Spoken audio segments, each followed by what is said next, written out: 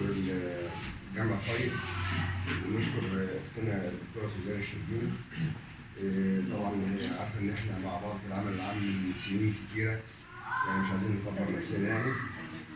انا بقالي فتره بعيد عن العمل العام شويه نتيجه الظروف، بس باذن الله انا موجود، وتليفوناتي زي ما الاستاذ مصطفى بيقول تليفونات مفتوحه 24 ساعه. انا كنت رئيس لجنه حقوق الانسان بجمعيه اهل مصر وجمعيه نبض مصر حقوق الانسان. الحمد لله كنا بنخدم ولوجه الله وما زلنا، والحمد لله موجودين يعني.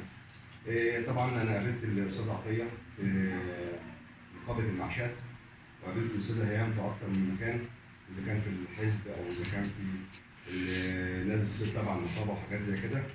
فربنا يرحمهم، هم كانوا خفاف ونضاف وما شفناش منهم غير كل خير، وطبعا احنا بنتعلم كلنا من بعضينا. فرب كده يجعل اعمالهم في ميزان حسناتهم.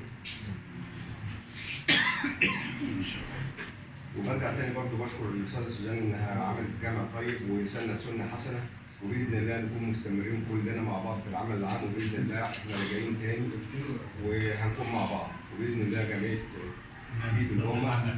يا رب يبارك فيك يا استاذ مصطفى. احنا اضافه كبيره ليك، احنا عمر كبير مع بعض، ويا رب كده يتم علينا.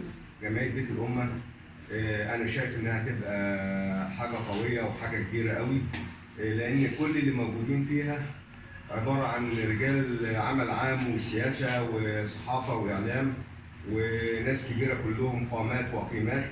ومعانا طبعا اخونا الاستاذ عادل شاهين. طبعا احنا لقاءاتنا على الفيس كتيره يعني، خد بالك. فيا رب كده نشوفكم ان شاء الله دايما في الخير وفي الافراح واحنا مع بعض، واي حد يحتاج اي حاجه باذن الله نكون كتف يعني. ربنا يبارك فيكم ويحفظكم. شكرا على الناس اللي انا يعني اول مره التقي بيكم، بس باذن الله واقفه مع بعض. ربنا يبارك فيك. استاذ عادل الاعلام المحترم، واجب اللي قعدنا فيه دايما وعهدنا فيه دائما وابدا صدق القول وايجابيه الحوار والانفعال الصادق في القضايا المختلفه. شكرا استاذ عادل. سولاتي